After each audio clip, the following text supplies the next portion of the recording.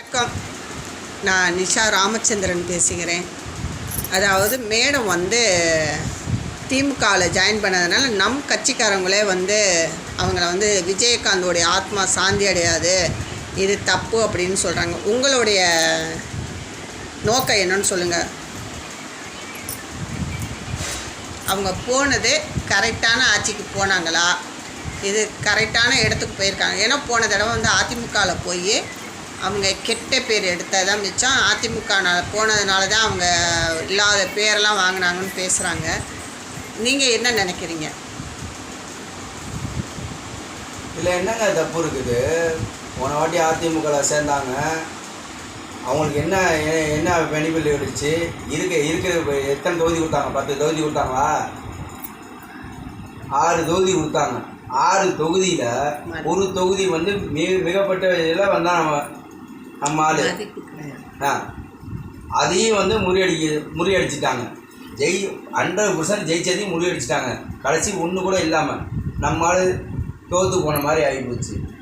ஏன்னா இப்போ இருக்க நடைமுறையில் யாராச்சும் ஒருத்தர் கூட்டணிக்கு வந்தால் தான் பெஸ்ட்டாக இருக்கும்னு நாம நினைக்கும் போது, ஏன் நாம் இப்போ திமுகவை தேர்ந்தெடுக்கிறனால என்ன தப்புங்கிறேன்? அதிமுகவில் போய் கூட்டணி வச்சோம், காலி பண்ணிட்டாங்க. இப்போ நம்ம திமுகவில் வைக்கிறனால இப்போ என்ன மோசமாக போச்சுங்கிறேன். இல்லை சுயேட்சாவே நம்ம நிற்போமே. நம்ம என்ன விஜயகாந்தா? விஜயகாந்த் நின்னாரு. யாருமே எனக்கு வேணாம், நானே நிற்கிறேன், 240 நானே நிற்கிறேன்னு சொல்லி நின்னாரு, ஜெயிச்சாரு. சட்டமன்றத்தில் கேள்வி கேட்டார். கேள்வி கேட்டவங்களுக்கு என்ன அர்த்தம்? கேள்வி கேட்டவங்களை இன்னைக்கு இல்லாமல் ஆகிட்டாங்க. இன்னைக்கு அவன் குடும்பத்துக்கு ஒரு வழியே இல்லாமல் ஆயிடுச்சு. அவரு செஞ்சு வச்ச மாதிரி மரியாதை எல்லாமே கேவலமாக போனதான் நிற்கிது. நல்ல முறையாக நிற்கணும்னா அவங்களாம் சுயேட்சா இப்போ அவங்களே தகுதியமாக நிற்கட்டும்னு வச்சுங்களேன். ஒரு 240 தொகுதி நிற்கணும்னு வச்சுங்களேன். யார் நீங்கள் சப்போர்ட் பண்ண போகிறீங்க? சோறு தின்னவன் சப்போர்ட் பண்ண போகிறானா?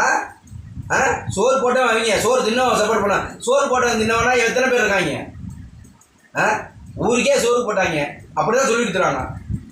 என்னங்க நியாயம் இது? அவங்களுக்கு நல்லது நடக்கணும்னா இது அரசியல். ஏன்னா தனிப்பட்ட முறையாகவும் நிற்கலாம், கூட்டணியாகவும் நிற்கலாம். இதனால் தப்பே கிடையாது. யார் கூட யார் நிற்கிறான்னு தெரியல. நாம் ஜெயிக்கிறோமா, நம்ம விட்டதை பிடிச்சோமான்றது தான் முக்கியம். நம்ம மக்களுக்கு நல்லது செய்யணும்னா நாம் நல்ல முறையாக இருக்கும்போது செஞ்சுக்குவோம். இப்போ இருக்க வேறு வழி இல்லை. இன்னும் கூட்டணி போகிறது தப்பா?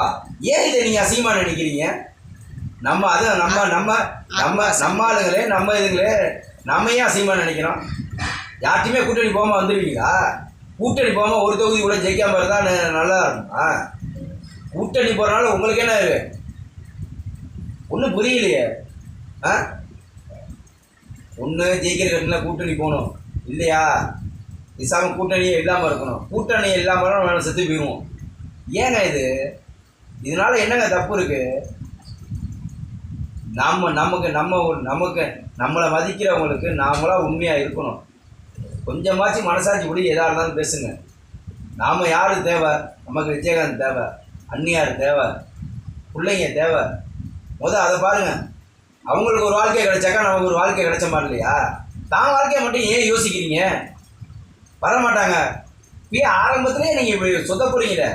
வரமாட்டாங்க, கொல்ல மாட்டாங்க, போய் சேராத இடம் சேரல அப்படின்னு ஏங்க? இதை எதுக்கு எடுத்தாலும் அவசரம் ஏங்க? அரசியலில் ஏதாச்சும் ஒன்று நியாயமாக பேசித்தாங்க ஆகணும். யார்கிட்டையாச்சும் ஒருத்தர் கூட்டணி போய் தான் ஆகணும். நம்மளா சுயேட்சா நிற்கிற அளவுக்கு நமக்குள்ள முடியாதுங்க.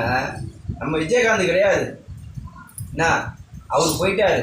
அவர் இருந்தால் எதை வேணாலும் செய்யலாம். அவர் இல்லை.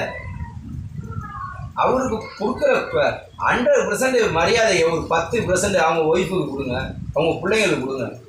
ஏன் அதை கொடுக்க மாட்டேன்றீங்க? ஏன் வெறுக்கிறீங்க? உங்கள்கிட்ட கூட்டணி போயிட்டாங்க, அவங்க ஏன் பதறீங்க? ஒன்றும் புரியலையே. ஏன் பதறீங்க? அரசியல்வாக எவ்வளோ பெரிய ஆளா? ஏன் திமுக எவ்வளோ பெரிய கட்சி, கூட்டணி நம்மகிட்ட வரலையா? ஏன் அதை யோசிக்க மாட்டேங்கிறீங்க? நம்ம ஒருத்தண்ட கூட்டணி போட நீங்கள் ஏன் அசிங்கப்படுறீங்க?